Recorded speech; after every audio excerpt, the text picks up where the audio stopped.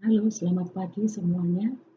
Hari ini kita akan melanjutkan materi transformasi geometri bagian rotasi atau perputaran. Jadi seperti yang sudah pernah kita pelajari, kita tahu bahwa transformasi geometri itu ada 4 macam.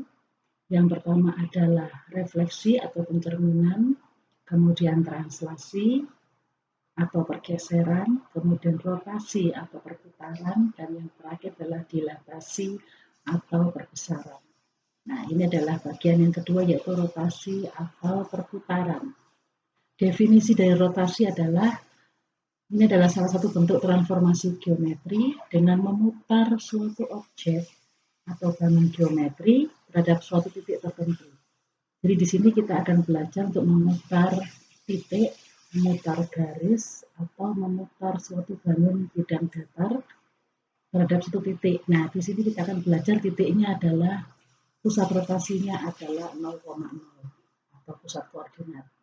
Nah, titik tertentu itu disebut sebagai pusat rotasi. Jadi kalau di gambar ini ilustrasinya adalah ini sebagai perputarannya, kemudian ini sebagai objeknya, kemudian ini adalah pusat rotasinya.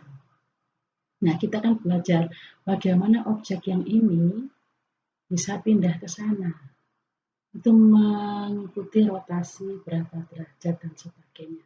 Nah, di sini kita akan belajar tiga sudut ya, yang biasa kita pakai, yaitu yang pertama perputaran atau rotasi 90 derajat searah dengan jarum jam atau clockwise, kemudian rotasi 90 derajat berlawanan dengan jarum jam atau counterclockwise, kemudian yang terakhir adalah 180 derajat. Oke, mari kita mulai. Ya, jika titik P, A, B dirotasikan terhadap titik O ini kita buat kalau di sini sebagai pusat koordinat dengan sudut theta menjadi titiknya, bayangannya adalah B aksen, A aksen, B aksen. Nah, aksen, B aksen yang akan kita cari, baik melalui gambar maupun melalui rumus. Nah, sini gambarnya ilustrasinya adalah ini titik awalnya P, X, Y, kemudian dirotasikan terhadap pusat O sejauh theta derajat, sejauh theta menjadi P aksen, X aksen, Y aksen. Nah, ini yang tadi sudah diberitahukan bahwa yang kita bahas adalah 90 derajat searah jarum jam sama yang berlawanan dan juga 180 derajat. Oke. Nah, di sini kita juga akan belajar kuadran-kuadran. Ini dianggap sebagai kuadran 1, daerah sebelah sini, kalau ini bidang koordinat. Ya, kemudian ini kuadran 2, kuadran 3, dan ini kuadran 4. Nah, nanti ini akan berhubungan juga dengan trigonometri yang akan dipelajari di SMA nanti. Oke, mari kita lanjut. Rotasi terhadap sudut 90 derajat berlawanan dengan jarum jam. Jadi kita tahu kalau arah jarum jam itu dari kiri ke kanan. Ya, pasti semua seperti itu. Nah, kalau berlawanan ya otomatis dari kanan ke kiri. Nanti kita lihat, ini segitiga asli. Segitiga A, B, C. Dengan A 2,0, B 3,2, dan C 1,4. Kita rotasikan terhadap pusat O sejauh 90 derajat. Caranya bagaimana?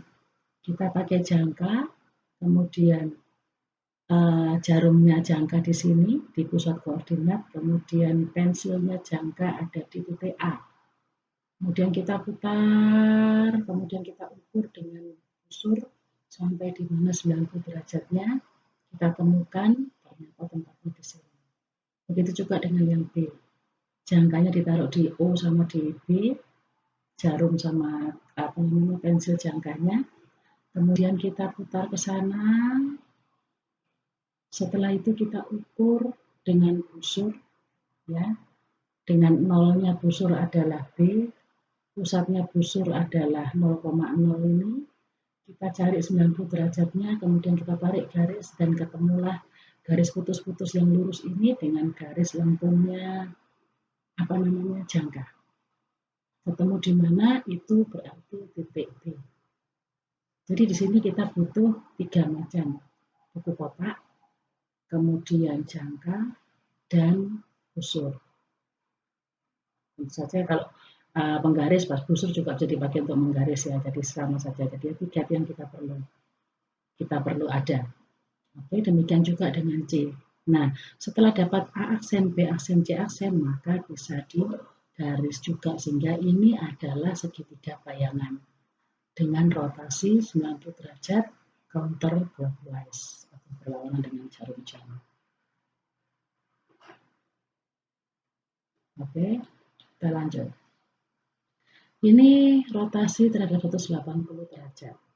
Jadi awalnya di sini kita punya segitiga ABC, segitiga siku-siku ABC dengan A 1,1, B 3,1 dan C 1,5. Sama caranya seperti tadi.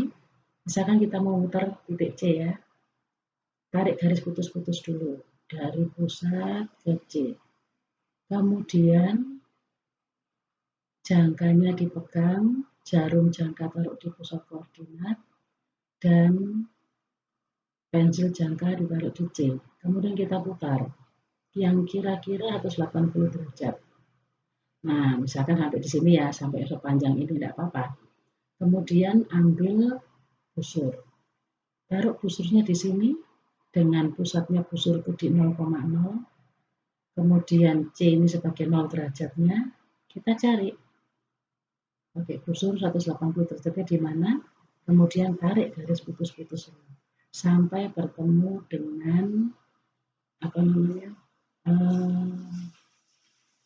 garisnya jangka tadi. Nah, kalau sudah ketemu berarti ini adalah titik C. Oke. Nah, setelah itu kita kerjakan satu-satu. Jadi A sendiri, B sendiri, B sendiri.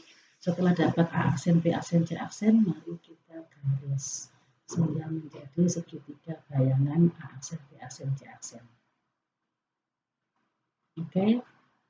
Nah, yang terakhir kita akan belajar rotasi terhadap sudut 90 derajat clockwise atau searah jarum jam. Otomatis kalau searah jarum jam berarti ke kanan ya, beda sama yang tadi. Oke, nah ini ada bangun ABCD yang ada di kuadran 1 akan kita rotasikan terhadap sudut 90 derajat searah jarum jam. Sama kayak tadi, tarik garis putus-putus ya, saya ambil D ini ya, dari D ke O, kemudian pakai jangka, kita putar ke kanan, sampai sejauh apa terserah, kita putar saja dulu. Setelah itu ambil busur, pusat busur di O, 0 derajatnya busur di D, cari 90 derajatnya ke sini. Kemudian tandai, tarik garis putus-putusnya. Pertemulah dia garis lengkungnya jangka dengan putus-putus busur ini tadi, maka ini adalah D aksen. Oke, satu-satu D, A, kemudian C, kemudian B, maka ini adalah bangun atau bayangan dari bangun ABCD. Kalau nanti masih bingung, silakan dibuka kembali, diulang kembali dari awal penjelasan ini tadi. Ya, jadi kita sudah belajar 3 macam, 90 derajat counterclockwise, 180 derajat, dan 90 derajat clockwise. Oke. Nah, kalau seandainya tidak ditanyakan atau tidak diminta untuk menggambar, maka otomatis kita bisa menggunakan rumus. Nah, dari hasil 3 tadi, dari hasil yang pertama ini, kita lihat C 1,4 menjadi C aksen min 4,1. B 3,2 maka menjadi min 2,3. Berarti apa? Kalau C itu A, B, maka ini C aksennya menjadi min B, A. Dari gambar pun kita bisa ambil kesimpulan rumusnya. Min B, A. Nah, ini 1,5, kemudian diputar 180 derajat menjadi min 1, min 5. Kalau yang tadi dari A, B menjadi min B, A, yang ini dari A, B menjadi min A, min B. Nah, dari gambar pun kita bisa ambil kesimpulan rumusnya. Jadi tidak perlu kita menghafal rumusnya, asal kita tahu cara menggambarnya, kita bisa mengambil kesimpulan. Oke, begitu juga dengan yang clockwise. Dari misalkan ini 6,3 menjadi 3,6. Berarti menjadi apa ini? Dari A, B menjadi B, min A. Maka kalau yang counterclockwise itu menjadi min B, A, 180 derajat menjadi min A, min B, yang ini menjadi B, min A. Oke.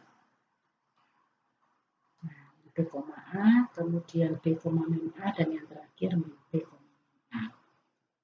Ya, ini adalah rumus untuk rotasi atau perputaran. Oke, sampai di sini saya akan mengakhiri penjelasan untuk rotasi. Saya harap bisa dicatat. Kemudian kalau belum mengerti silakan diulang kembali. Sampai jumpa di video berikutnya. Saya Misinta dari SMT Vita. Salam.